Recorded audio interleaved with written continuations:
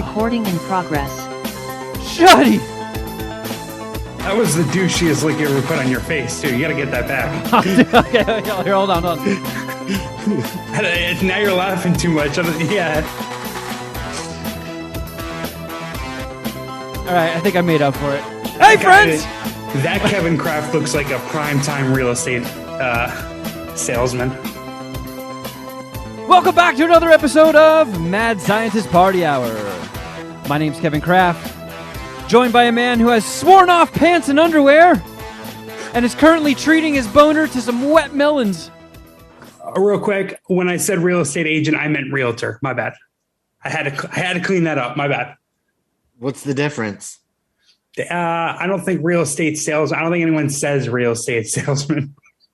I think that there's a one word for it, and it's a realtor, actually. So, well, yeah, that was worth awkwardly chopping up the flow. You awkwardly introduced me, and I have to fucking say something. All right, fuck you, whatever.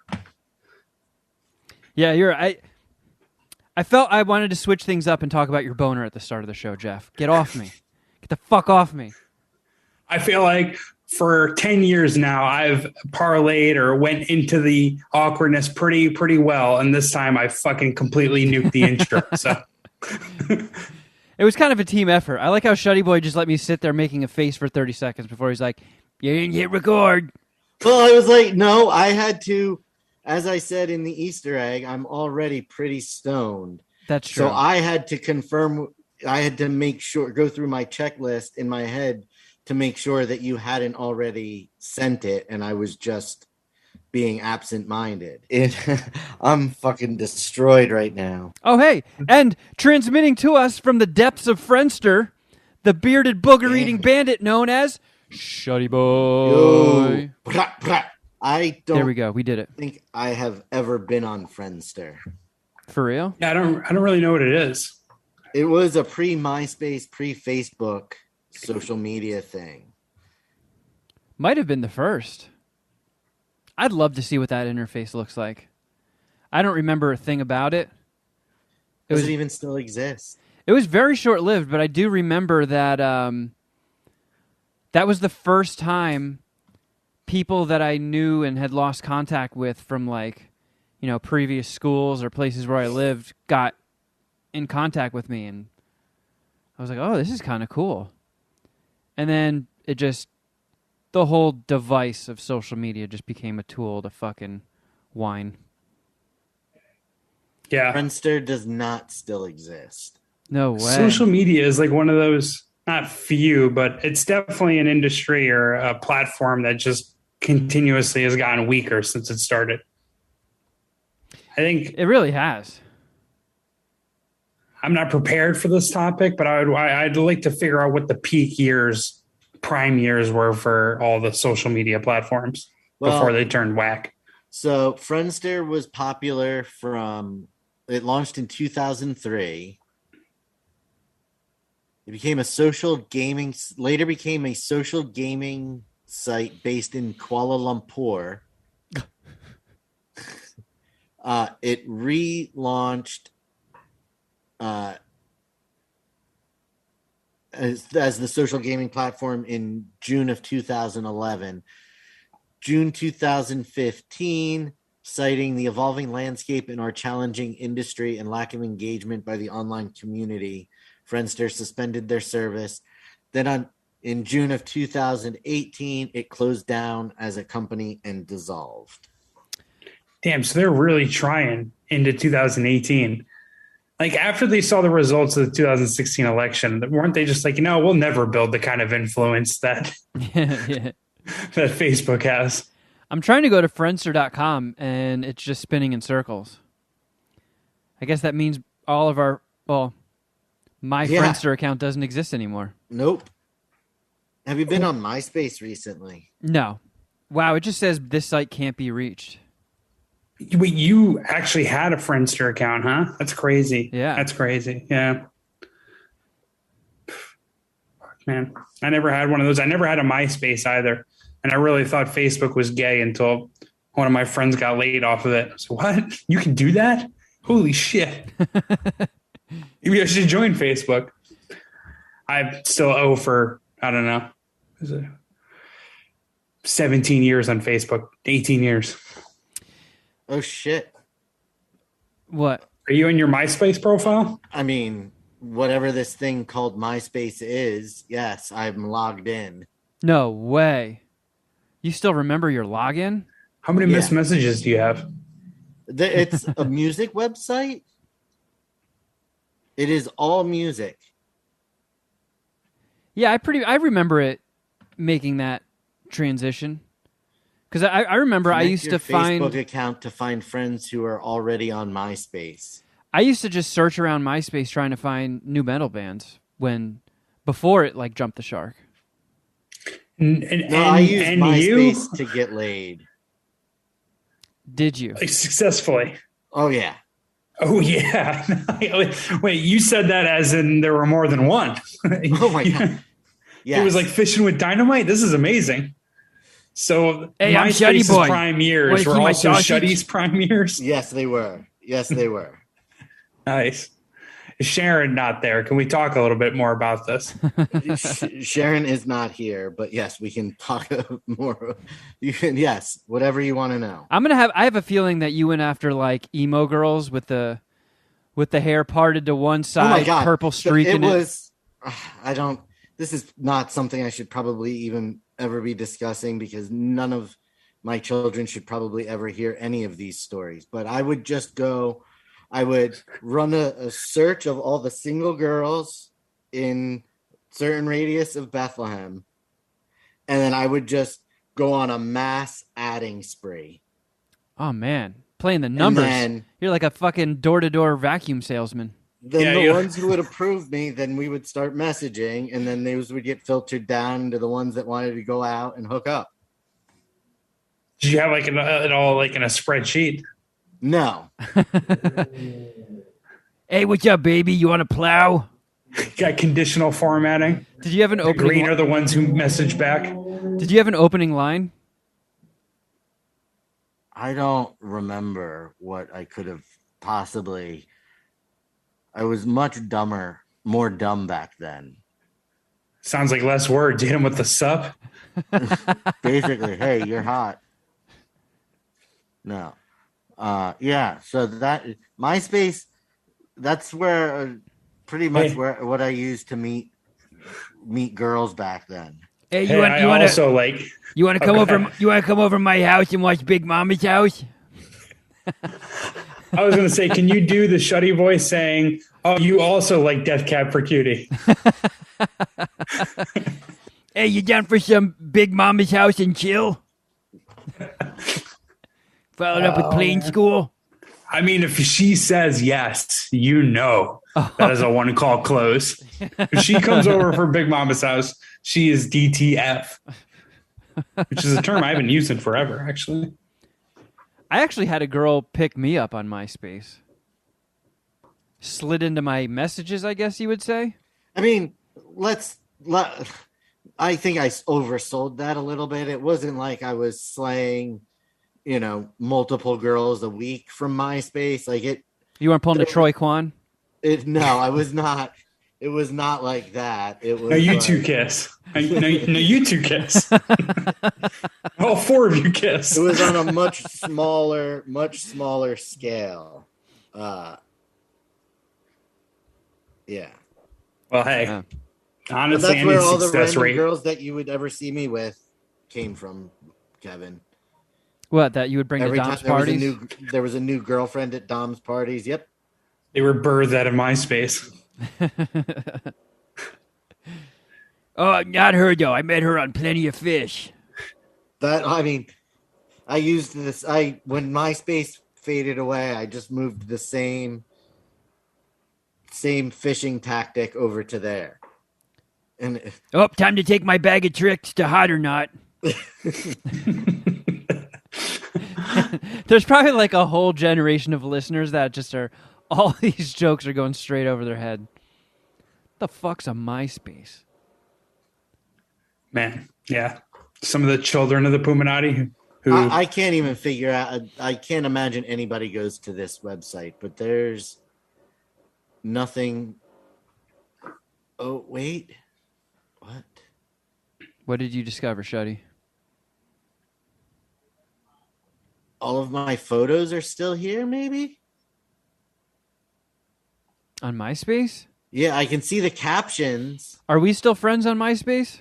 I don't know. I can't figure that out. Hmm.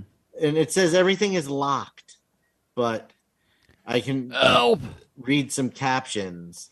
You know what I wonder? I wonder if MySpace knew that everybody created these profiles, slowly migrated away and forgot about them, and they just did everybody a favor, and they're like, all right, you know what? Just we're just going to nuke everybody's shit, so all that embarrassing stuff or potentially problematic things you did or said are just gone. I would like to know what this picture that's captioned "kicking ass and taking names" is. So your photos are all locked. If everyone was this cool, we'd be in another fucking ice age. I would like to know what that is. These are things that you said, statuses that you had? Yep. These are captions of my photos on MySpace. The photos are locked, but when I hover over them, if they're captioned, I can see what the caption says. Why are they locked? Didn't you log in? I am logged in. I don't know.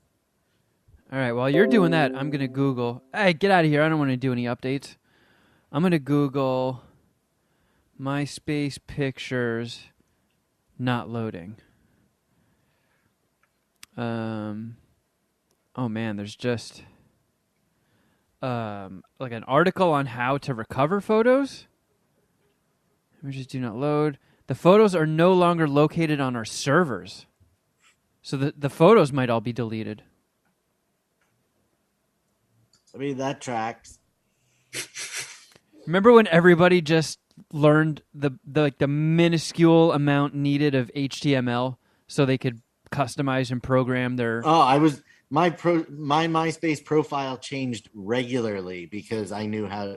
That was all the HTML coding I knew how to do, was how to put pictures on my profile and change what the box where you're like friends, message and stuff and everything was, and how to get a top 40 instead of a top 8. Oh wow! Even I didn't know how to do that. I'd be curious to see who's in my top 8. Can you add every time you add that to your resume now? To a fight, I take him out of my top whatever. No, you didn't. Yes, I did. Every fucking time. Yeah, you're getting replaced with Dane Cook. Man, anytime my respect was growing for you from this convo, and now we're back to where we started. Jeez. Oh man. I remember, so like if you had a lot of MySpace friends, you kind of were a swinging dick. And I made an account for Slow Children for the stunts and stuff. And I tried to anytime I was sitting at my desk working and had some free time, I would just browse randomly through accounts and add everybody. And I got us up to like 15,000 people. And I was like, man, this is fucking cool. We're like growing here. We're putting new videos up every time we have a party at Dom's house and do a stunt. And they're catching a little bit of fire. No pun intended. And then one day I went to log in and got deleted for spamming people. I had to fucking start over. Sons of bitches. So you lost all 15,000 friends? Yep. Man, was that the first sign that maybe MySpace isn't that cool? Kind of, yeah. Did you try to circumvent building a business page, or was that not even an option at that point? I don't know. Probably wasn't, right? Like Facebook took years for them to develop a business page. I had my own fan page on MySpace for a little while. That's how many girls you hooked up with? Holy shit. No, it was a joke thing, but yeah. Those were crazy days. Yeah, they were. Well, I feel like that's enough time spent talking about digital tumbleweed. We apologize for this episode being a little late. Jeff had to go to the East Coast for a little bit. We, for all the people that reached out, you just proved you don't listen to the Easter eggs and you don't follow us on social media. For shame. That includes you, Dom. Oh, shit. You are out of Shuddy's top 8 again. I think we do have like a lot more listeners than we do social media followers, right? Oh my God. Like a ton more. So like it's understandable for people not to have gotten that info on social media, but there's no excuse for the Easter egg stuff. I actually completely forgot we discussed an Easter egg. I almost messaged you after we recorded last week. It was like, oh, we forgot to tell people we're taking a couple of days off next week for my travels. So how was your trip to New York? It mostly sucked. It's just like upstate New York really isn't that fun. And like there was no, like I connected with a couple old friends, a couple really like two of my oldest friends, and it was good seeing them and their families and stuff. But like, you know, we're all too old to like go out and do anything. Like we didn't go out and party, just like went to their places or watch basketball with one of my homies. I ate a whole bunch of like really good food. And actually one thing that I wanted to bring up is now I've been jealous of like you guys for having Wawa, or what's the other one you guys have, like Sheets? Didn't you grow up with Wawa and Sheets? I mean, right. Yeah. Wawa and Sheets are the best ones. So I was like super jealous of that because I was like, we don't really have anything like that in upstate New York. And then I realized this is going to be it was one of my last times going back to upstate New York for a long time, I think, maybe until like my grandparents' funerals type things. But one of the spots that I went to for ice cream was called Stewart's. Have you ever heard of like Stewart's convenience stores or ice cream shops? Like the root beer? No, it's spelled the same way, but it's like a different brand. Well, how many different ways to spell Stewart is there? STU. I think I actually thought about this. I think there's only 2 of them, right? Yeah. All right. But by the way, it's spelled the same, not the same thing. You should look it up though. Stewart's convenience store. Because they don't like their store, like their prepared foods is pretty terrible, right? But their ice cream selection is fucking insane. It's fucking insane. And it's just something that never really registered. Like I just took it for granted all those years. Like we know, I mean, okay. I got their website pulled up. You're well on the record about your love for Jenny's and like Salt and Straw. Yes. And I have nothing bad to say about them or that. But Stewart's ice cream it's close to those. Like it's that good. So me and my brother went up and went over there over the weekend and picked up a couple half gallon of this ice cream called Crumbs Along the Mohawk. It was $5 for a fucking half gallon of ice cream. And we also got this one flavor called White Face Fudge. But if you go through the flavors on these, if you go through the flavors on their website, it's insane how long of a list they have. And if you clicked into them, like it's fucking bomb. So the Crumbs Along the Mohawk flavor that we got. Yeah, I got it pulled up right now. This doesn't seem like it would be a Jeff Clark flavor. Why? I feel like if I tried this and was blown away and mentioned it on the show, you'd be like, oh, you stupid pussy. It's all right. So the flavor, it's graham cracker ice cream with caramel swirl and graham cracker pieces. I almost ejaculated on my mom's couch when I ate this. It was cheese and ham sandwich. I've had it so many times over the years. Please cut out the couch part of that when you take that drop. That's almost unethical.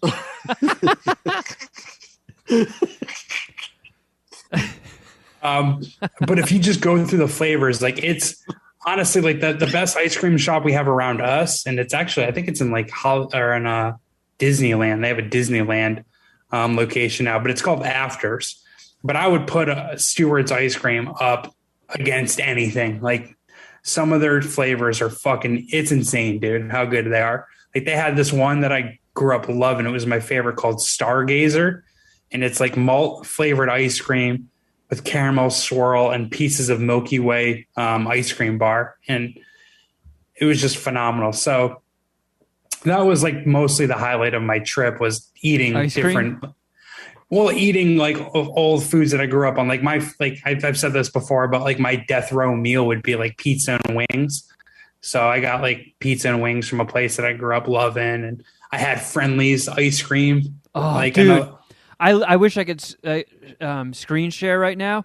I just, all this talk about ice cream in the East Coast, I'm on Friendly's website right now.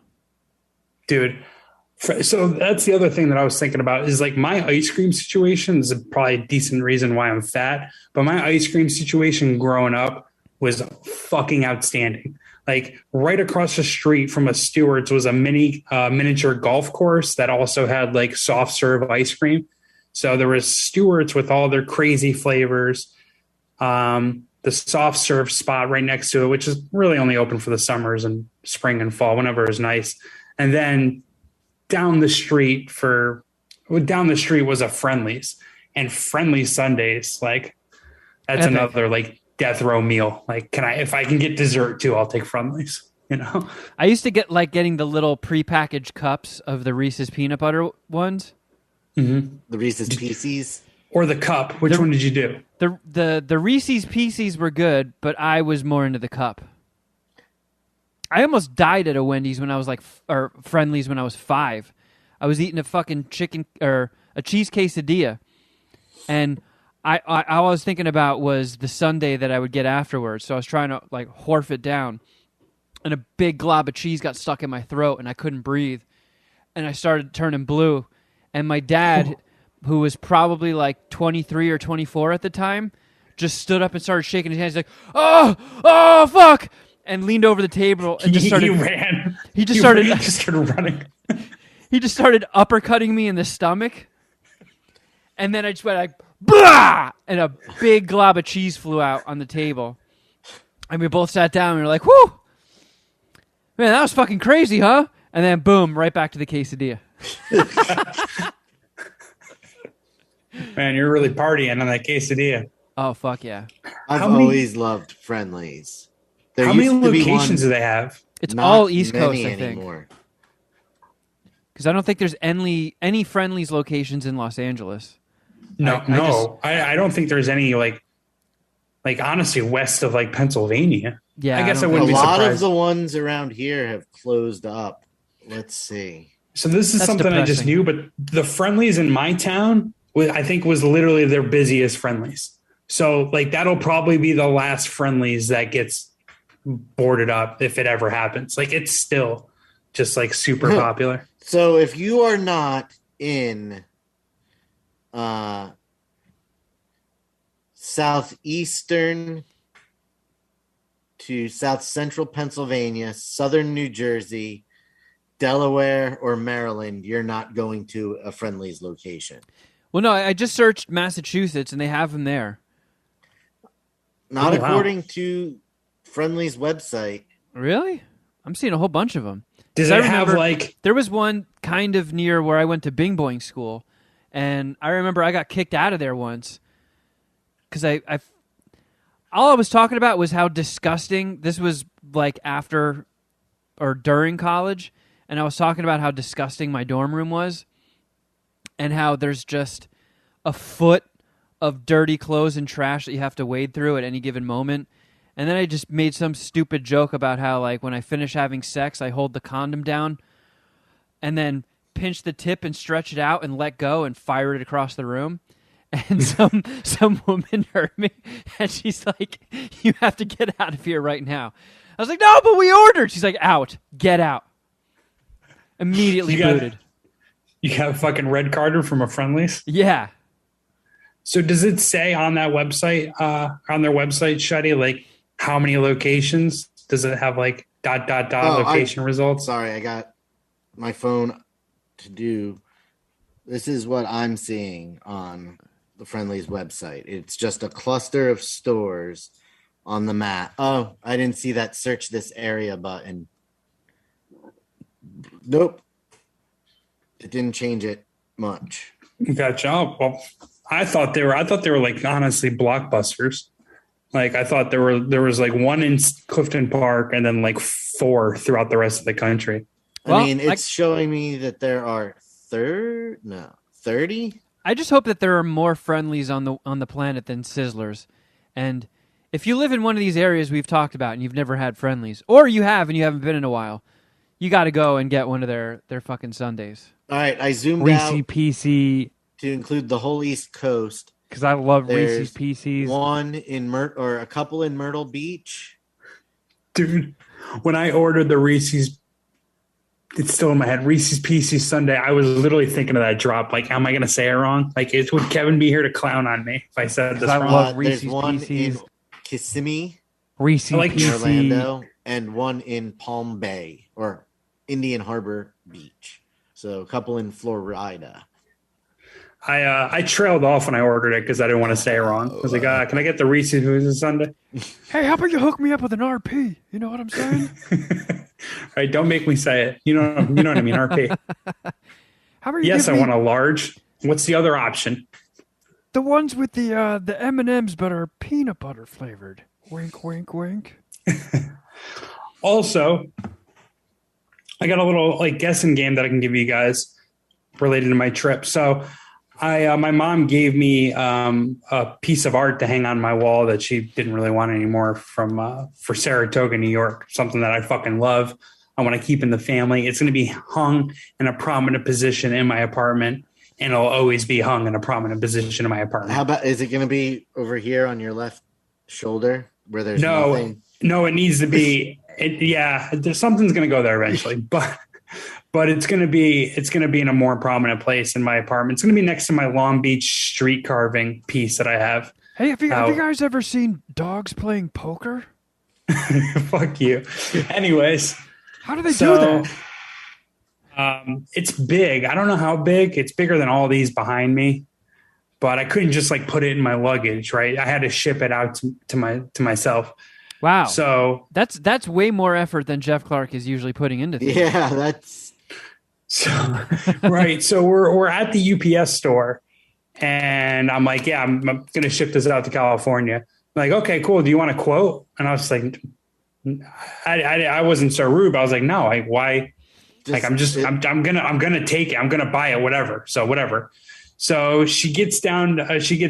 Like, I don't know, hooking up my invoice, processing the transaction, and then gave me the total. And guess what the total was on the shipping? $50. $125. It was $220. Oh! And when she said Am I it, I taking was stupid like, pills here? I was like, whoa, wait a second. Wait a second. I know what I just said, but hold on. And they're like, and I'm just sitting there for like looking down for like a good 15, 20 seconds, like processing what I just heard. And Cheech is just like next to me, like Cheech was over. Cheech is like, we can think about it. And if we really want it, we can come back. But I love this thing so much. I was like, sold. Fuck it. Let's just do it. Wow. Wow. Yeah. What is it? Can we see it? You can't now. It's still been being mailed. Yeah. Right, $225. What is fucking Usain Bolt running it across the country for me? Did you insure it? Yeah, absolutely. It was only $6 for the insurance. So I was like, yeah, I'll for sure. I think the piece, like my mom said, I think my father spent like $200 on it. So I spent more on the fucking shipping than the actual picture was worth. What are the dimensions of this picture? Is it like 6 by 4 feet?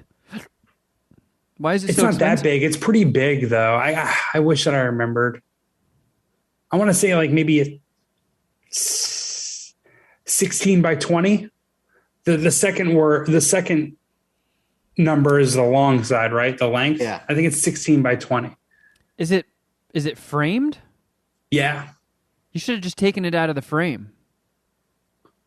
No, I want the frame. It's going to need to be framed. It's just whatever. It's something that I'll have forever. So I was willing to pay it. And you know how cheap I can be about certain things. Oh so my God, yeah. Yeah, It for you to hurt. spring for that, it must really mean something to you. I hope it's yeah, it's like pretty fucking sick. it's just like a painting of something really dainty and un-Jeff like, just like a sunflower. Is it a painting or a picture? It's like a couple different paintings, like the scenes from Saratoga. It's like the turning point of the American Revolution. There's a couple scenes, like colonial time scenes, American Revolution. What is this, a comic strip? Scenes. There's multiple pictures in it? You'll see it next time you come to my place, Kevin, or the first time you come to my place.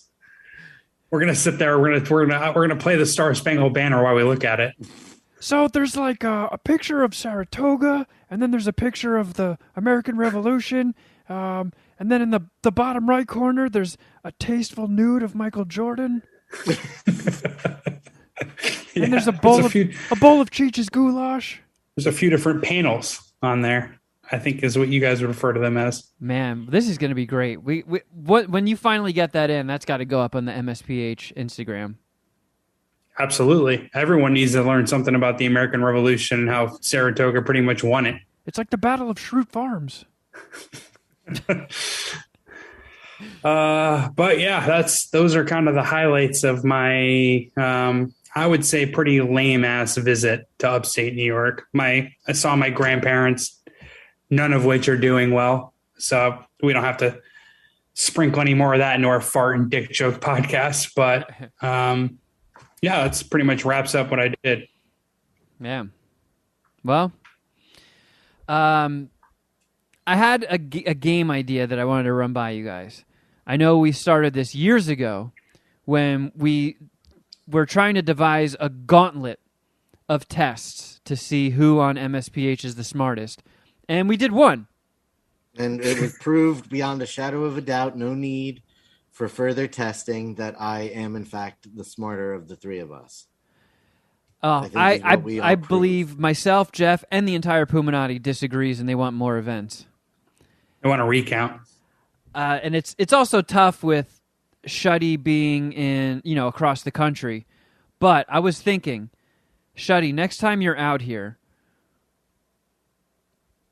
this isn't going to be like a barn-burning idea, but what if each of us, we played 3 rounds of chess? Everybody plays the other person once. A round robin. Yeah, I play Shuddy, Shuddy plays Jeff, Jeff plays me. And then I play Jeff, and yeah, what? We all play each other. And we could just see whoever has the 2 highest scores faces off. That's only 2 games, though, right? How?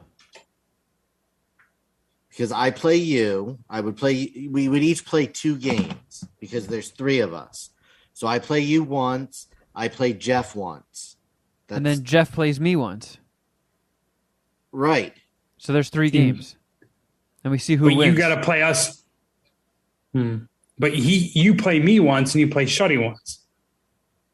Yeah. This Shuddy playing me once is the same as me playing Shuddy once. It's right. 1-on-1. But I'm just saying, it's possible that there's ties, is what I'm saying. What they play chess by my basketball court. Maybe I can get in some chess reps. What sparked this idea for you? Have you been playing chess recently? No. It's really dumb what sparked it. There was some Nintendo Switch game that has 50 board games from around the world. I just heard somebody talking about it. I was like, that's kind of interesting. Let me look this up. And then saw that, chess and checkers are on there. And then I was just like, first I was like, I wonder if Jeff even knows how the pieces move. Yeah, I do. I actually played chess growing up a little bit. What's the horsey do? The L's. Yeah, horsey goes L. Yeah. But I know the moves. I could play. I don't have any confidence, but I don't either. Because I haven't played in forever. But I thought that's something I don't have confidence in either. Some people do consider it as a mark of intelligence, though. So I think it is. I think it's a fair mark of intelligence when people can put in time and effort to get good at it, right?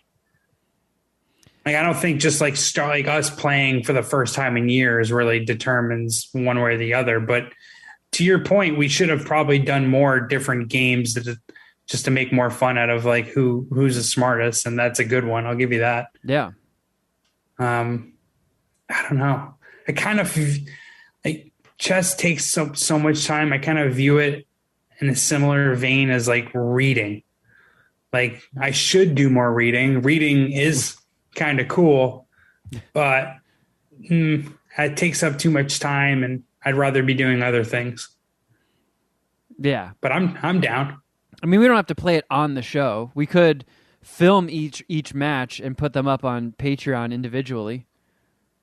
Film that would be true. Us So we just need to talking get the shit. clock thing, Are we right? going to get the clock? Yeah.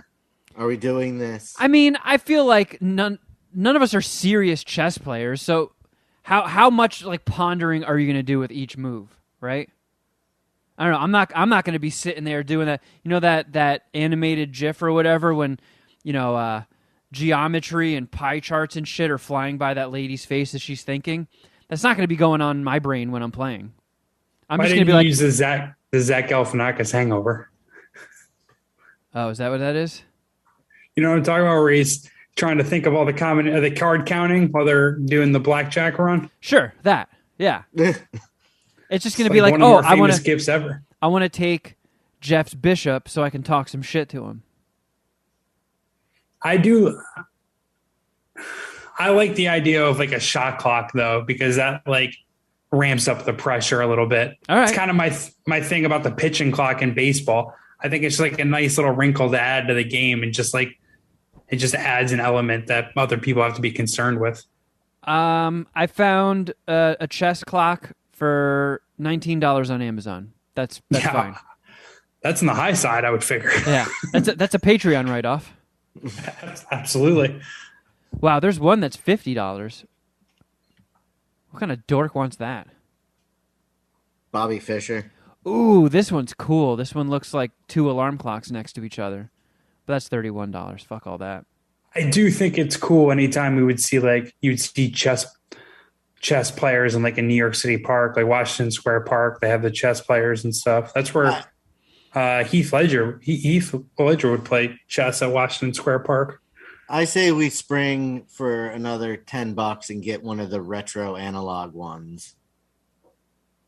Not any of these foolish looking digital ones. Yeah. Oh yeah, we need the moving hands. Absolutely. I'm with Shuddy on that one. All right. Done. All right. Well, there you go. Something to look forward to. Life has meaning again. When are we seeing the Howie Mandel, Kevin? Well, I don't know. I definitely can't do it before my sister's fucking wedding. Oh, yes, you can. No. Definitely can't do it while Carl exists. Yeah, maybe when I'm 80. I don't know. We'll figure it out. Man, did you guys see that Dave Chappelle got jumped on stage last night at the Hollywood Bowl? I did. I just saw a headline just before we started recording, so I know very little. I think they fucked him up backstage. Did you see the picture of the guy's arm? Oh yeah. Like it was they broke in the shit out of it. It was in the shape of how the horsey moves. Yeah. So Fucking guy had a backwards L arm. I was looking for more footage on that. All they had was just the camera from the someone's cell phone camera showing him being tackled and then like kind of chasing him around, but they didn't show him getting roughed up.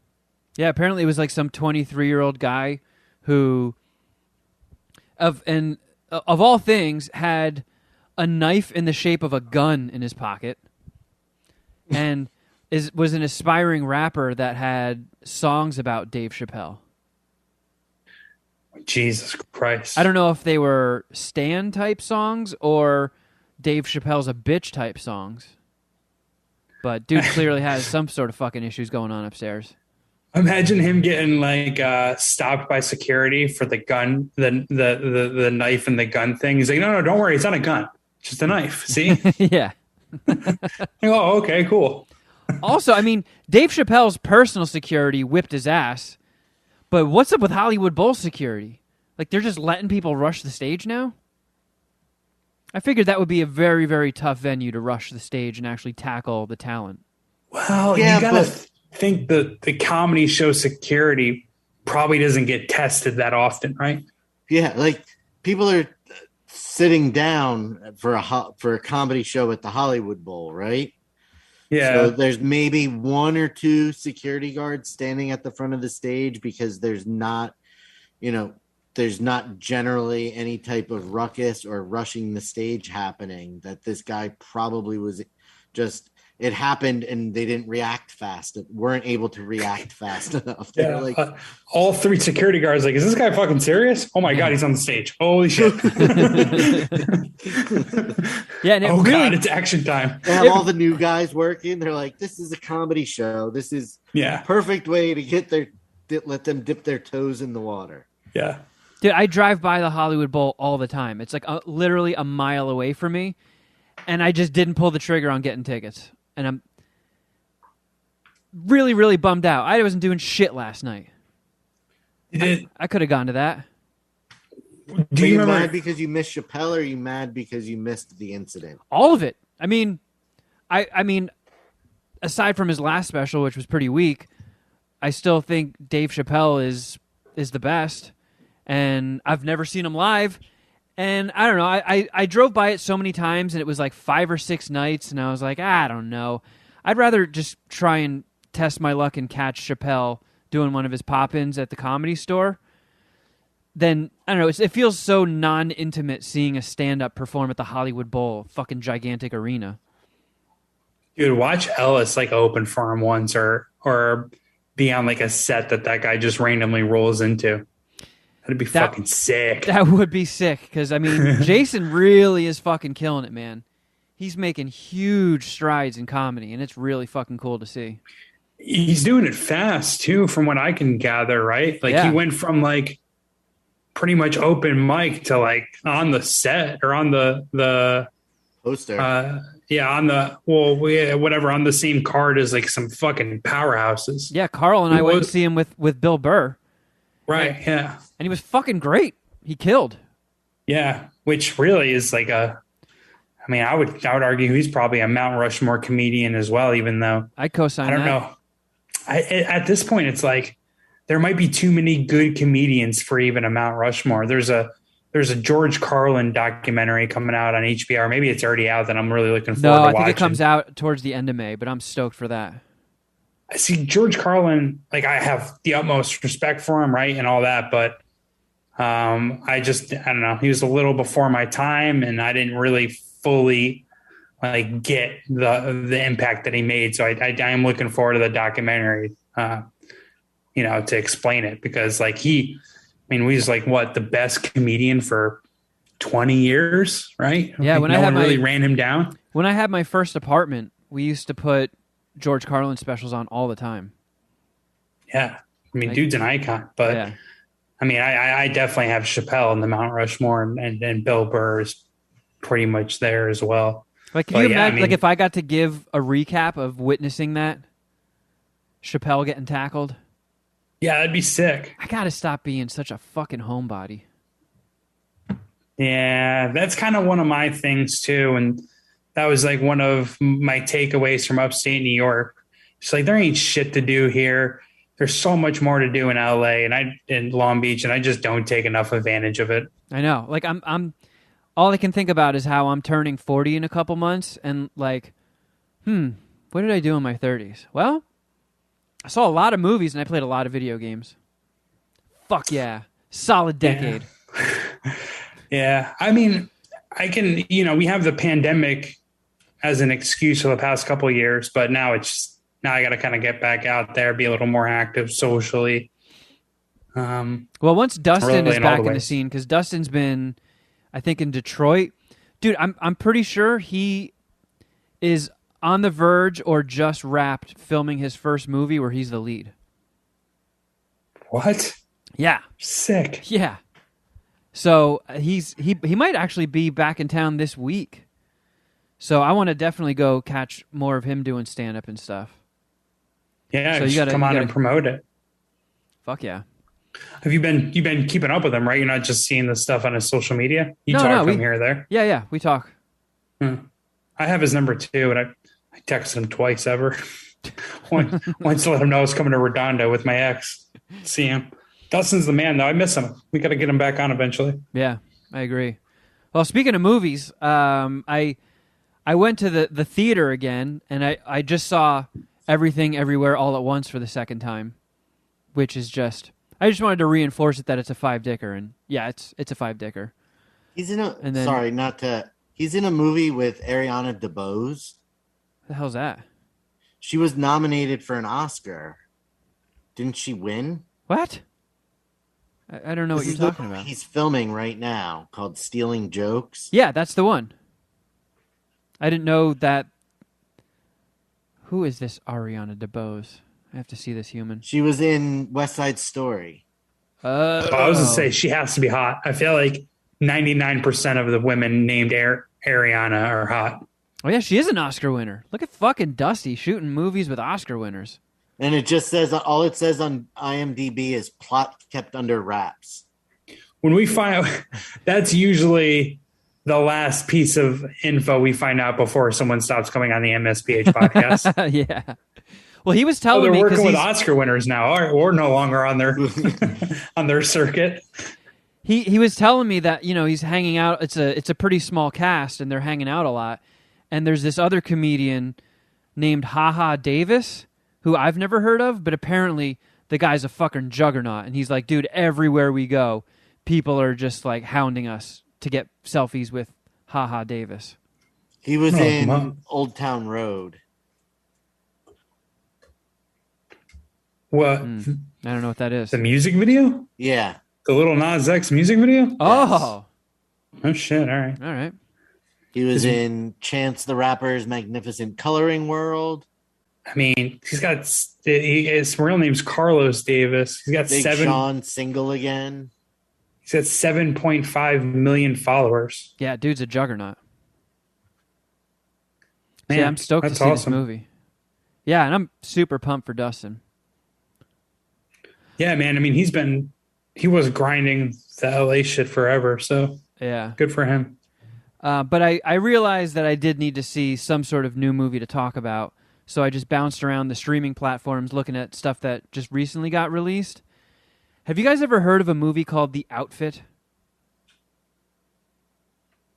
It's in theaters, but it's also streaming on the cock. So I watched that, and it's got one of my celebrity crushes, Zoe Deutsch from Zombieland 2 in it, and Mark Rylance, who I believe is also an Oscar winner. He is. He was the billionaire in Don't Look Up. Yes.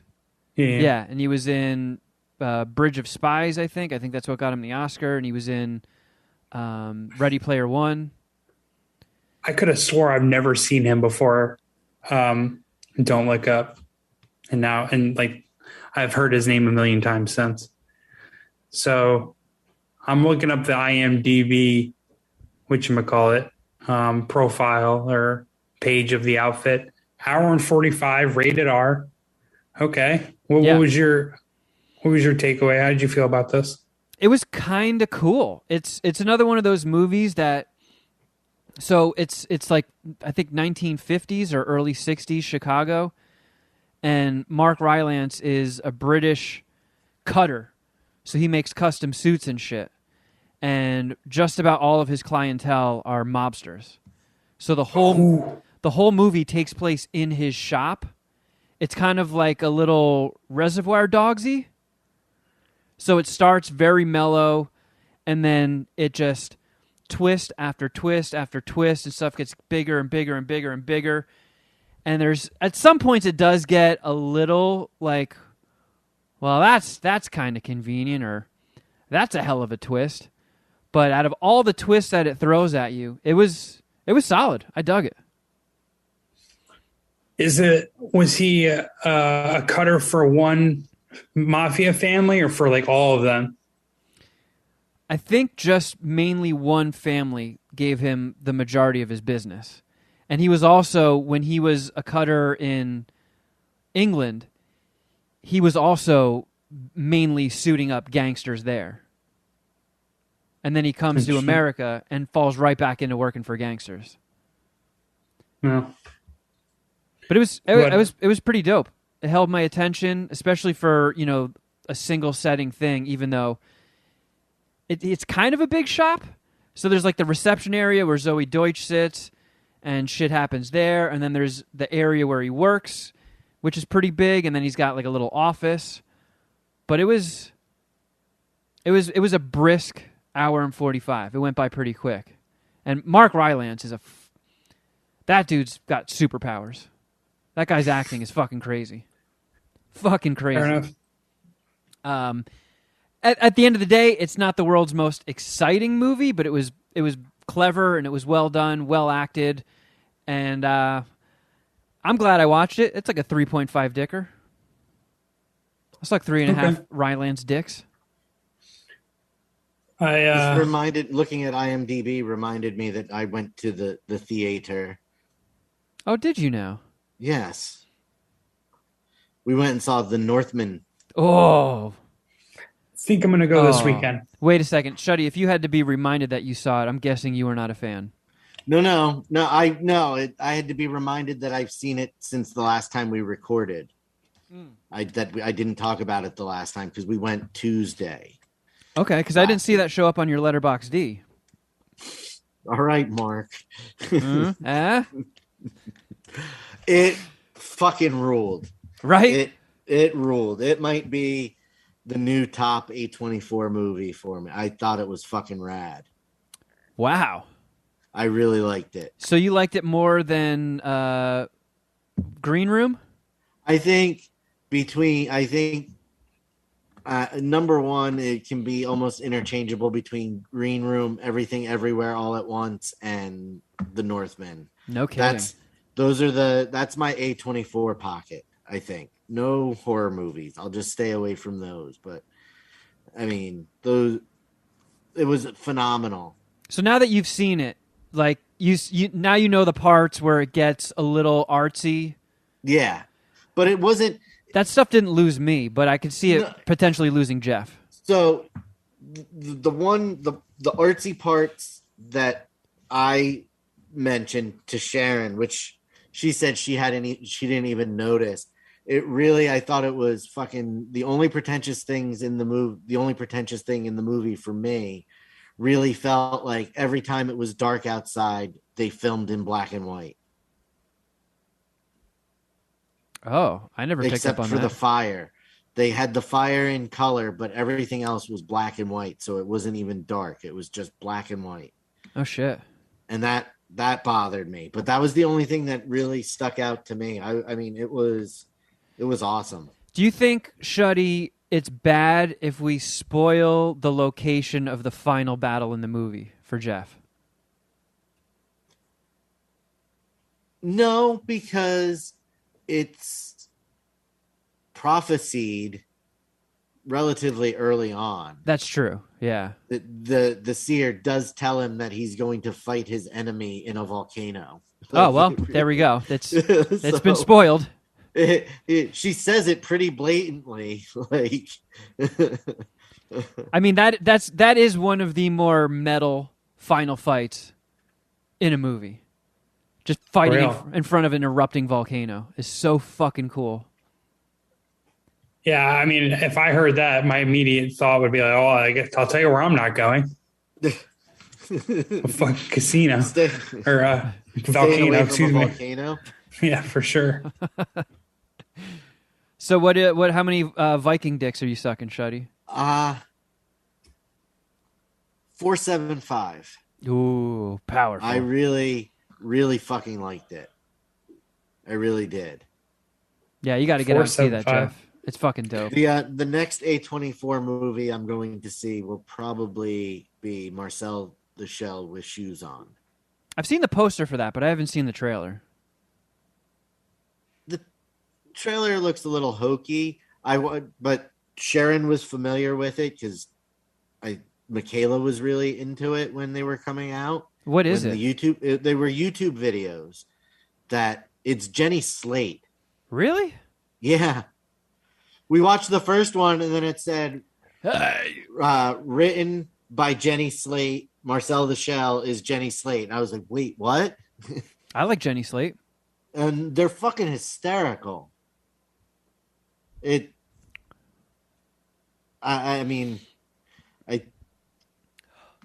they're not really kid oriented. They're like silly, innocent, goofy, but they're filled with a lot of subtext and jokes. Like it's just Jenny Slate being a little seashell with shoes on, giving little quippy one-line jokes. I'm in. I kind of want to see. I don't know if you've seen the trailer for it yet. I think it's Alex Garland's new movie called Men. I want nothing to do with that fucking piece of shit garbage looking movie. Yeah, for real. Fuck that movie. Fuck that actress. If she's right up there with Amy Adams, I cannot. After that stupid fucking other A24 movie that she was in with Jesse Plemons. Oh, I'm thinking of Ending Things. Yeah. I thought you cooled off a little bit on your anti-Amy Adams thing. I have, but all my vitriol is now on her, especially for this stupid fucking movie. It looks creepy. Dude, It looks as good as old looked. So I saw this trailer a while ago, and it played before the Nick Cage movie that we saw. And I was like kind of jabbing at you. I was like, wait until you see the title for this fucking movie. And it came up Men, and I just kind of like gave him a look, and like I don't think me and you connected, or you're not feeling me. I feeling the point that I was making, but it's just like, oh man, they're really gonna just make an anti-man movie. Like men are the horror for women. Like it was the cheesiest fucking trailer ever. It does look kind of creepy though. I'll give you that. Yeah, I didn't get as creepy as the black phone. I didn't get triggered like Jeff did, so I'm still in to see it. I mean, we're getting killed these days between these horror movies, politics. People don't understand how tough it is to be a man. That reminds me of that joke from Parks and Rec when Chris. Oh fuck! Why am I spacing on his name? From Class Action Park, Jersey comedian. Gethard. Yeah, Chris Gethard. When I almost got there. He has like the men's rights group. And he interrupts like a public speech. He's like, men have had it very hard for these very recently. Yeah, that's pretty much what I just did.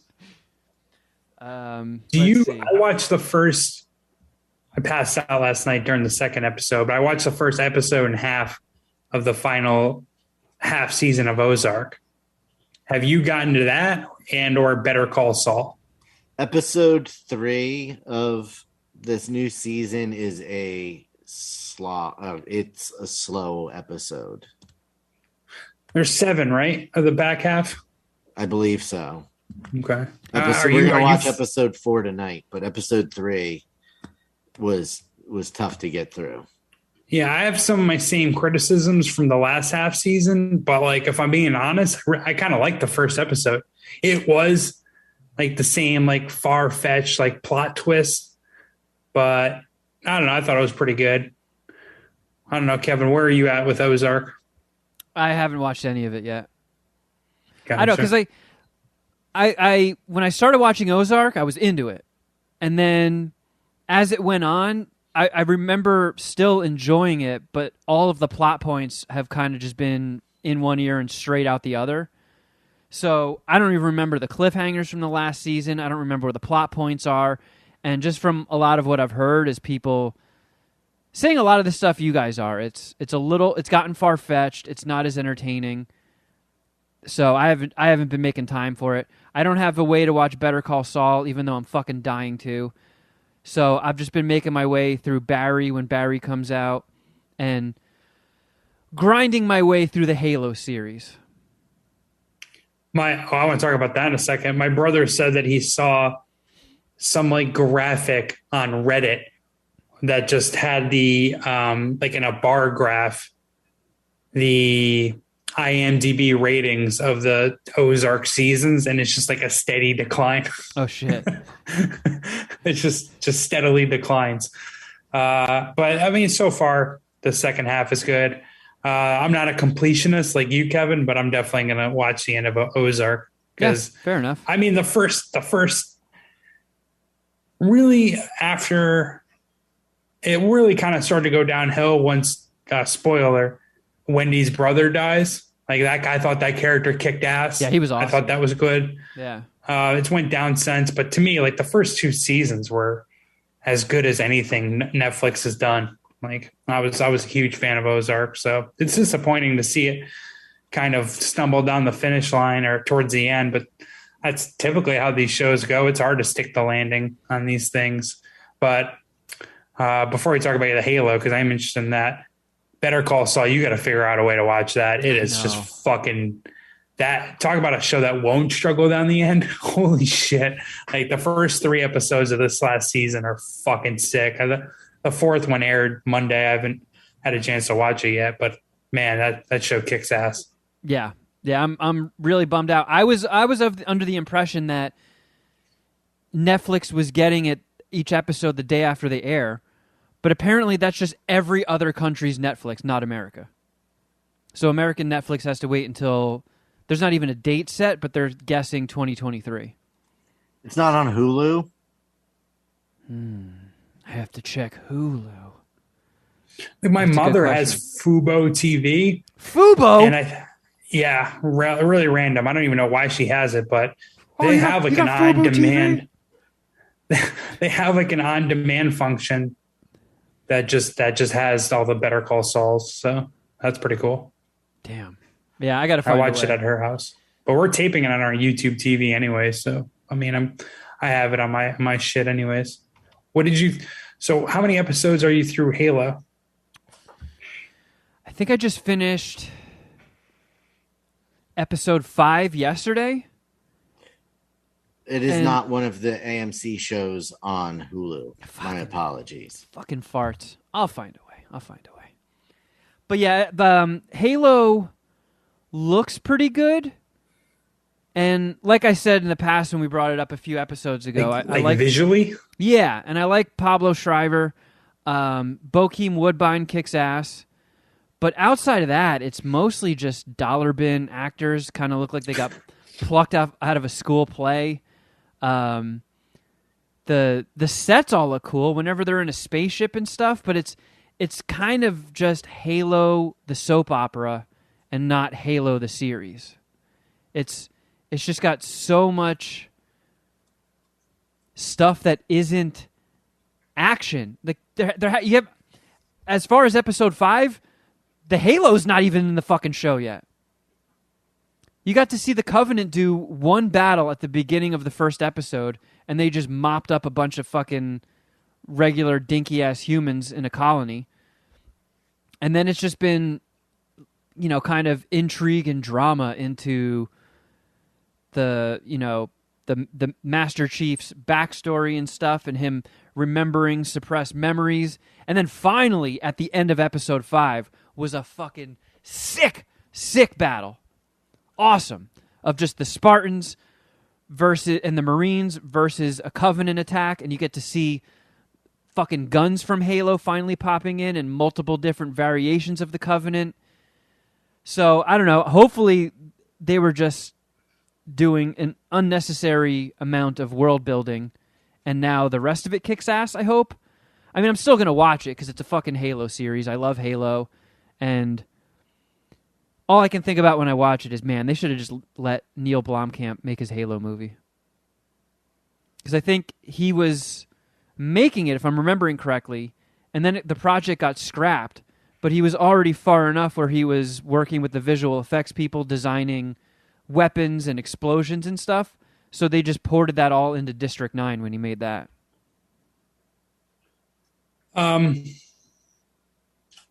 Somewhat. It's not very much related, but did you have either one of you guys seen the Avatar 2 trailer or have any interest in that movie, generally speaking? I'm interested, but I think the only footage they showed was at CinemaCon. I don't know if there's any of it online yet. Gotcha. It's probably going to be a banger, right? I mean, James Cameron just doesn't miss. I didn't like Avatar that much, but I mean, this one's like an underwater Avatar movie, and they've been working on it for fucking 10 years or something. But it's also because I think now they're just shooting Avatar 2 through 7 in just one fell swoop. Right.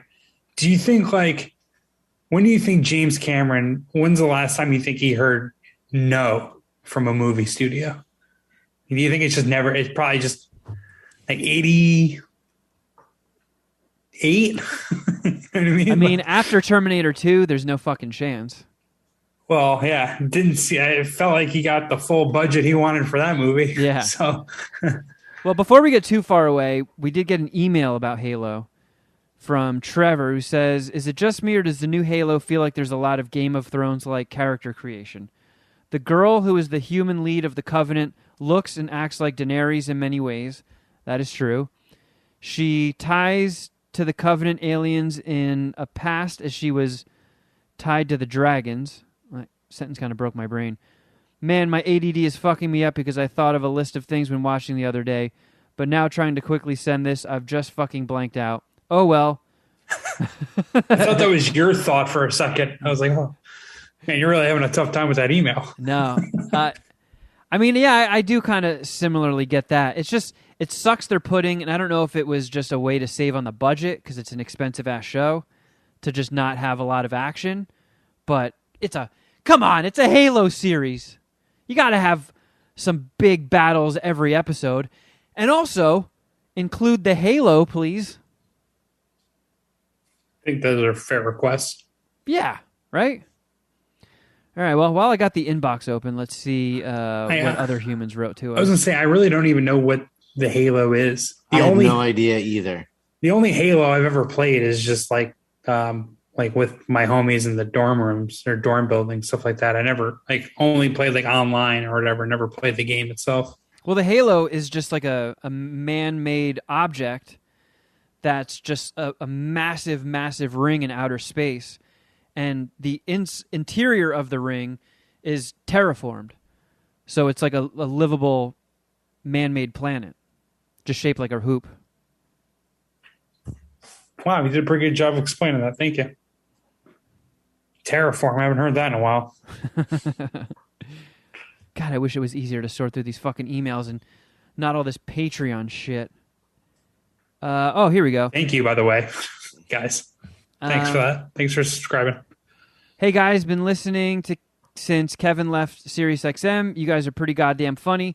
Never listened to a podcast until I started listening to you guys. Oh, cool. I'm emailing you guys to ask Kevin a question about Musso and Frank. Is there parking close by? I know this is a lame question, but it's all I got. As you can tell, we do not vet these emails before. Nope. Before we get them, before we talk about them on air. Yeah, it's a great question, Kevin. Answer them. Musso and Frank is on Hollywood Boulevard. It's a steakhouse that's over 100 years old. It's fucking delicious. It's prominently featured in Once Upon a Time in Hollywood. They have a valet lot, but it's Hollywood Boulevard. So if you want to roll the dice and try to find metered street parking, go for it. When was LA invented? Because I hear that number and it's like, did Musso and Frank's, did it get established before LA was incorporated officially? I feel like 1835. I would have definitely went on the under on that, or I definitely would have guessed later than that.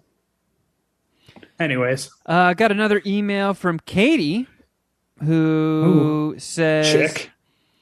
I have some random not brain questions. Question 1, did y'all ever make that Amazon wish list for Jeff's wall? If so, where can I find it and contribute? No, we did not. No. Sorry. That was another one of those empty promises that we came up with on the show and forgot about. Question 2, what's a movie that makes you cry but you're embarrassed to admit it makes you cry? Armageddon. Oh, the animal crackers. I mean, the first couple times I certainly cried when Harry Stamper was saying goodbye to. Oh yeah, I can't disagree with that. Yeah, but after the 50th time, I stopped crying. Geez, that's a tough question. I got a little too emotional, more than I even care to talk about, during A Star Is Born in front of my ex. So I definitely There were some tears that were not discussed when I gave you guys my review of Coda. Oh. Coda hit Shuddy right in the feels. It sure did. I mean... How about you? You watched Coda and you loved it. Dude, do you know what he's talking about? At this point in my life, I cry in every fucking movie. I don't know what the fuck happened to me, man. Have you ever cried at a movie or during a movie in front of Carl? No, but it comes close. Like, I have to put effort into stopping it. Yeah. Like, if the house lights were up and she looked over at me, she'd definitely see watery eyes. Like, I have the same type of things in my brain of trying to last longer as I'm trying to not cry. What would happen if at the same time you were having to fight the urge to cry while watching a movie, you also had to fart? Which one would give? Ooh. Hey, I'm man enough where I can control my ass and my eyeballs at the same time. I don't know. Let's just say they're both on the cusp. You had to go one or the other. What are you doing in front of? Yeah, because she could lose respect for you if you cry. No, she could. No, she's the type of woman where I'll get brownie points for crying in a movie and showing my emotional side. So then why wouldn't you do that? Dumper. Because it's just principle, Shuddy. It's principle. But like principles you stand on sometimes are just so bananas to me. Principles are her pussies. I don't know. It happened once I got to maybe my mid-30s where I'm like, why am I catching the chin wobbles in every fucking movie? And then, like, once my dad died, forget about it. Especially if there's a movie with dad stuff. Like, I watched Benjamin Button the other day. And I was watching it while I was doing my exercise routine. So I would pause it and I'd do some push-ups and stuff and start it again and got to the point where I was like, all right, there's enough time left in the movie where I can hop on the exercise bike and finish the rest of the movie on the bike. And the fucking ending with the dad shit just had me blubbering like a bitch while I'm shirtless on this bike, my tits flapping in the wind, my love handles are just jiggling like Pamela Anderson in Baywatch, and I'm just like, on my fucking You keep bike. pedaling through the crying. Oh, fuck yeah. Yeah, I got to, cardio. Push through the mountain. Yeah. Absolutely. So I should have brought this up during the review, and I texted you guys about like a similar topic, but I almost want to do like a topic where we like relitigate movie's 5-dick resume or possible 5-dick resume. Oh, I'm so into and that. I'm like, I thought, I don't know, maybe you can change my mind, but I thought I was a lot higher on Curious Case of Benjamin Button than most people. I've never seen it. I think like as time goes by, as it gets older, people like appreciate that movie less and less. But when I walked out of the theater, it wasn't a thing at the time, but I was like, that is a 5-dicker, 100% 5-dicker. I love that movie. Well, I mean, it was great. I'm pretty sure I gave it 4.5 dicks. I mean, you held a pretty long, outstanding grudge on Kate Blanchett for years. So she probably could have ruined this for you initially, or definitely wet blanketed it for you initially. But what do you have on IMDb or Letterboxd? Guys, I hate to do this. I have to go pee. All right. You sure you don't want to pee on camera? Sure, I don't want to pee on camera. Good old days, Man, you changed, Shuddy. You changed. I'm fucking sellout. I'm officially on record with Benjamin Button being a 4.5 dicker. And so what's keeping you from the 5? Is it just like... It's currently streaming on Prime if anybody wants to check it out. But the beginning stuff was a little silly of him being like a little old man. Okay. That's fair. But outside of that, I mean, when he goes and joins that fishing boat and he's with Jared Harris. Yeah. That whole thing I loved. And then, obviously when he starts getting super young and he has to start making plans for the inevitable, then it's, super emotional. But I don't know, the acting in it is great. The de-aging plus the aging are pretty well, especially for a movie that's well over 10 years old. You know, Taraji P. Henson was awesome. I want to go as far as to say that was like my favorite Brad Pitt performance.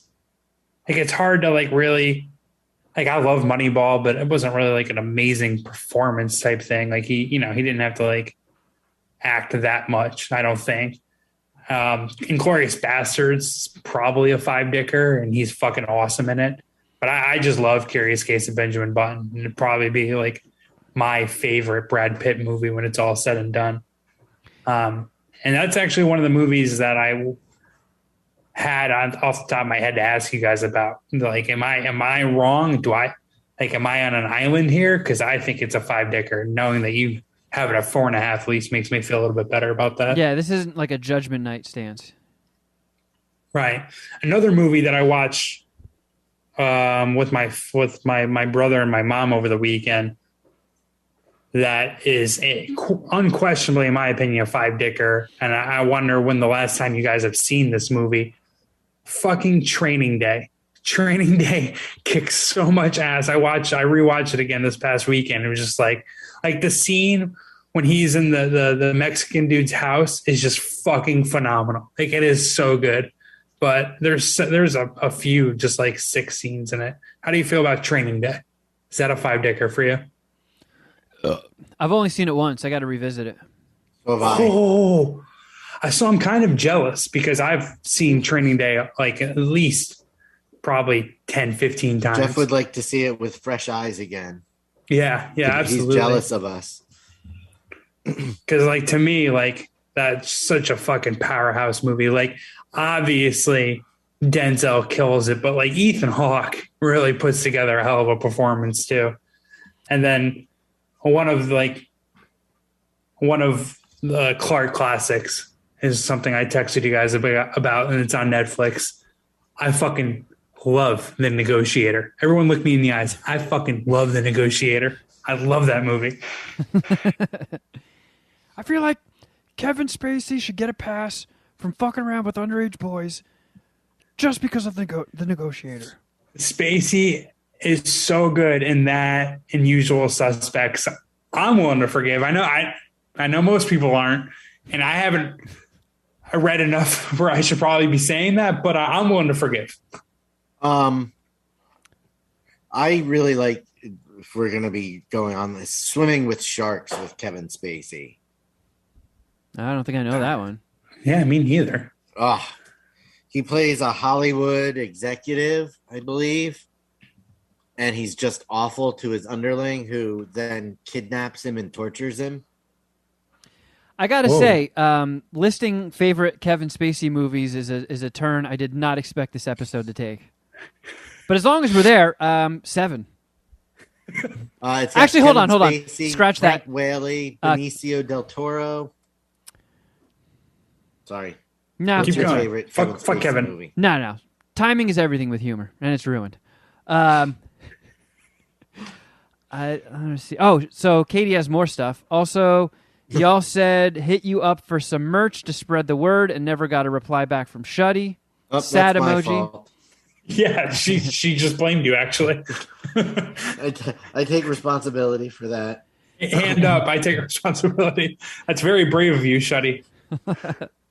Anyway, love the show. I'm constantly on the road, and y'all shows make my day that much better. Oh, and Kevin, you did take an $8 deal in Queef or No Queef.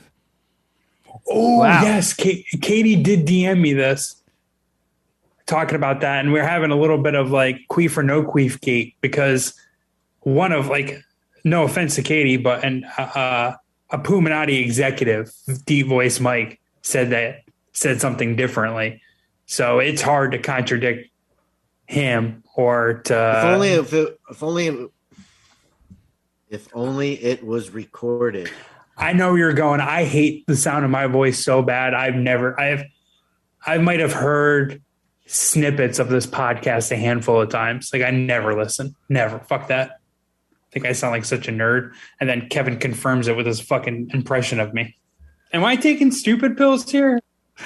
Yeah, I hear enough of what I said in the sound drops anyways. I don't need to go back and re-listen to some of the terrible things that I've said.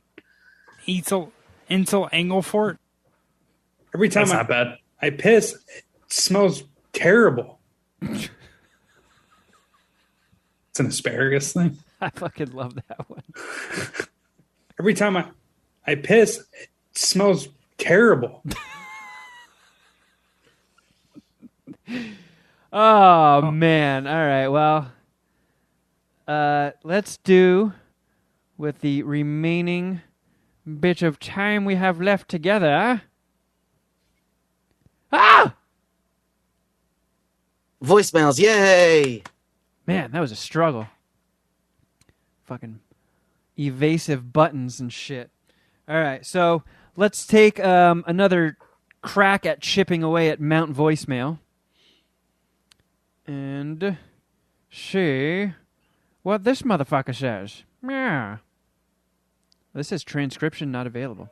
Ah, shit!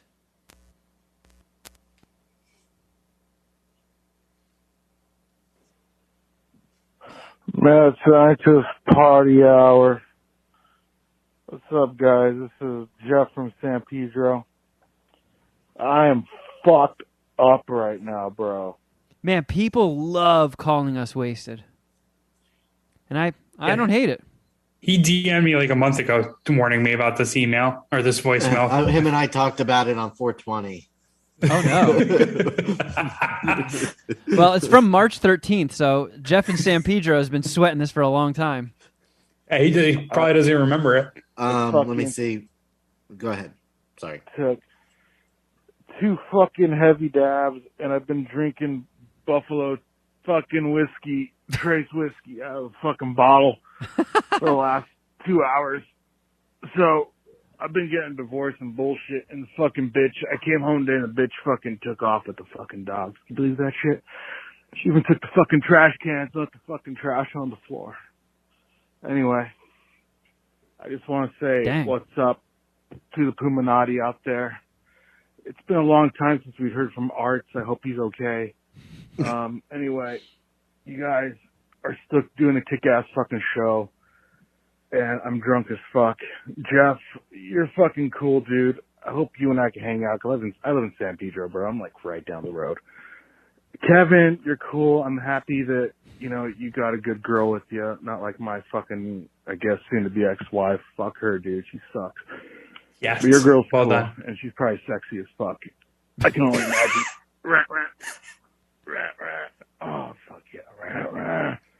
Shuddy boy. Oh, my God. What's up, bro? You fucking rock, dude. I love your beard. I don't know why. I think it looks great on you. You look weird without a fucking beard. You look like a mutant. But anyway, and you got a weird fucking He-Man fucking, I don't know. I don't get it, but it's cool. It's cool, bro. I don't get the whole He-Man shit, though. I love you guys. Keep doing what you're doing and smoke weed. Oh, that's what I actually called for. Besides my fucking shitty life and my shitty divorce. Since I live in LA area, I suggest now that COVID's gone. Oh, Kevin, I'm so sorry about your father, dude. It sucks, man. I lost my dad during COVID in 2020, and it was one of the toughest things I ever went through. So I'm right there with you. And going back to what I was going to originally say is 626 Night Market, we should do a Puminati meetup for the LA members of the Puminati. I'm one of them. I know Arts is and Bugnish, I think. I don't know. But let's make this shit happen, dude. Let's do it on the fucking Patreon. So, fuck yeah. You know, hit us up. I need to get back on the Slack. It's been forever. I love you guys. Keep doing what you're doing. You guys fucking rock. And fucking Kevin, good luck. And Jeff, don't trust women. Shuddy. Fucking, I'm going to get 2 ferrets, dog. I'm going to have to go to Arizona and get them, bring them back. We get a white one and a bandit. And I suggest you keep getting ferrets because they're the coolest fucking creatures. Anyway, I didn't get to say goodbye to my dogs, so she took them. I'm going to keep getting drunk tonight, and hopefully I'll piss myself. Love you guys. Wow. That's a Hall of Fame voicemail. Well done. A lot of ground covered. There's a second one from him also. He did tell me that there are 2 drunk voicemails from him. Oh, my goodness. Oh, yeah. Look at that. All right. I mean, we have a lot to discuss, or could have a lot to discuss in the first one. First of all, dude, that sucks with the dogs. Like, what a fucking whore. No offense. Well, no. I'm on your side here. Damn, you should go John Wick against your ex. I mean, how tight would you guys be, or shutty would you be if you came home and there was no dogs? Like, what the fuck? That's punishable by death. Kiss on an island Easy. here. All right. Easy, no, Jeff. I mean, I didn't understand that maybe she, like, that sounds, the way you're describing it sounds like she snatched the dog when he wasn't around. That's what I thought he said. I thought he like pretty much went to work and she moved out and just took the dogs. Okay, I did not catch that part. It's terrible, man. I felt bad for him in that sense. I feel like blew that, my mind.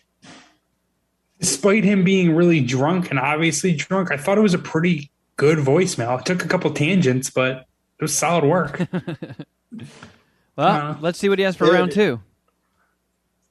And you could understand what he was saying. That's Scientist Party Hour. It's Jeff from San Pedro calling you back. It's the same. Just pissed my pants. I guess early morning as I left the last message. It's about maybe an hour and a half or so fucking later. Anyway, I'm so fucking crossfaded, guys. I just took a fucking bong hit of some, I don't know what the fuck it was, but it fucking made me hack. I just took a bong hit, and I think I'm tired, and I'm not sure. I'm definitely drunk. I ate half a Sereno sandwich. Just fucking delicious. Man, he said he barfed, right? That I did hear, yes. It means he's hungry again. Yeah. Empty stomach. Fuck no, I want a sandwich. A bag of salt and vinegar chips at 3:30 in the morning. Oh, fuck yeah. Oh, God. What day is it? It's like March 13th, March 12th. I'm not fucking sure. It's Sunday. Daylight savings time. I think that's why I went forward in a whole hour. Holy fuck, it's almost 4. Bullshit. Anyway, yeah, speaking of this bong hit, guys, I've noticed that weed in California has been kind of bullshit lately, dude. And I don't mean, it gets you high and shit, but Jeff and Kevin, I know you guys will agree with me. The weed was a lot better before this shit was prepackaged, right? It just felt better, it smelled better, it tasted better, and it fucking got you 10 times more higher than whatever bullshit they're packing now. It's been on the fucking shelf for 6 months before it gets to your fucking hands. Anyway, I love you guys. Yeah. Good night. Maybe I'll wake up dead. I don't know. No, I'll wake up alive. It's Sunday, and it's fucking Sunday. I gotta take a shit. Talk to you guys later.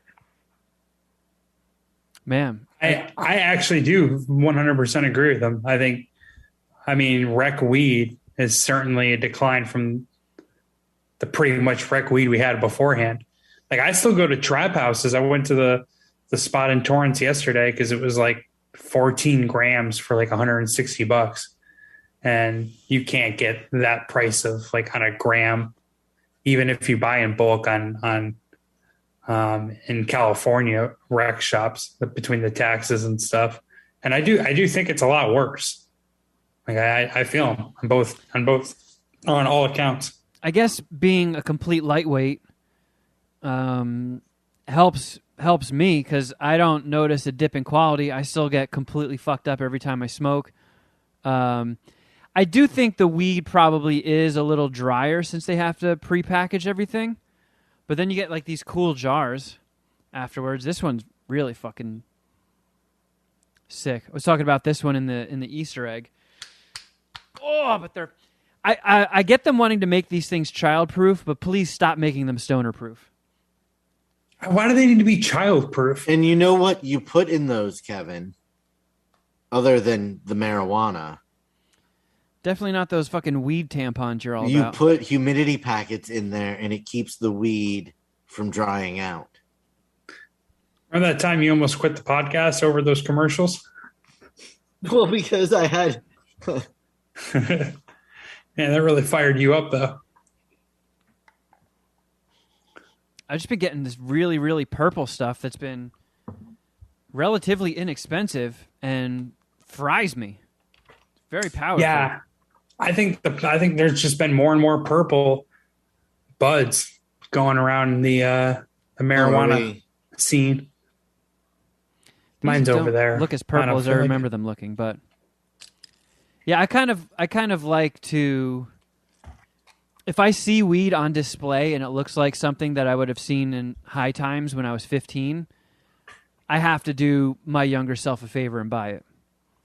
If it's crazy looking colors, got lots of interesting hairs on it, I want to smoke that. But you're a self-described mid-smoker, so I feel like that'd be focus. You would stay away from the more colorful buds. Nah. I mean, it's just like, okay, I'll just take one hit and see how fucked up I get. And then it's like, oh, I got pretty fucked up. And then it takes me like a month to smoke an eighth. See, that to me is the best option. That's almost, I'm kind of jealous of that. I wish that my weed tolerance was a little lighter. I'm actually going to try to make it a little lighter. I'm try to just smoke more during the night, even though I'm about to break that rule once Patreon starts. Yeah, I don't know how some people like Arts. I mean, the guy lives up to his name, a real true stoner. I don't understand how anybody can consume that much THC and then be functional. And then it's like, man, in some ways I'm jealous because I do like the act of smoking. I like the ritual. There's a lot of cool and fun ways to consume weed and various forms of THC. But then it's like, man, that is an expensive habit when you have to do that many dabs. But I guess it's a benefit when you work in the biz. I smoke way more than you, and I don't even dab. So it gives you an idea of how in deep Arts is to the marijuana game. For real. I almost never used the dab rig. I think the last time I used it was probably MSPH Wrestling. That's when you dust it off? I might have used it since then. I don't know. Sitting at home and doing a dab is not for me, I don't think. I don't think I've taken a dab. The last time was when I saw Art, I would assume. I also think part of it is I have too many options. So maybe you default to like the easiest? Exactly. Like I default to the Volcano or the little G-Pen Dash, or I've busted the bubbler out again. Oh, fuck yeah. I actually have to buy a bong. And I feel like I've been talking about this for years. Just I've never pulled the trigger. Which leads me, the bubbler came out over the weekend, which leads me to a video game question, Kevin. Have you gotten or have any interest in Switch Sports?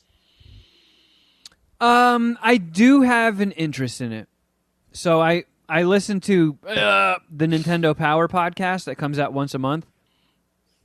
And the way they were talking about it did make it seem really fun. I'm just wary that it's going to be one of those games that I buy, I play it for like a week, and then it just sits there and I never touch it again. That is likely to happen, but it is very fun. It is very fun. And I feel like it would be a good one to have next time I do a game night here. Yes. Like have some people face off in bowling or tennis or whatever. Volleyball is really fun. There's sword fighting.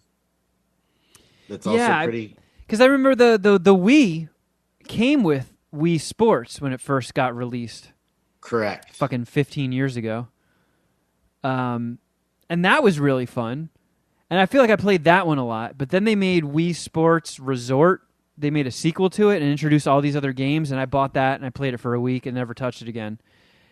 And I just have a feeling... I like being a lazy gamer. Yeah. I like sitting on the couch. I like getting a little stoned. I don't necessarily want to get up and wiggle my arms around. Well, like what the boys and I did was we did taking turns of bowling. Like we were at a bowling alley and we just passed the bubbler back and forth in between our turns. That's not bad.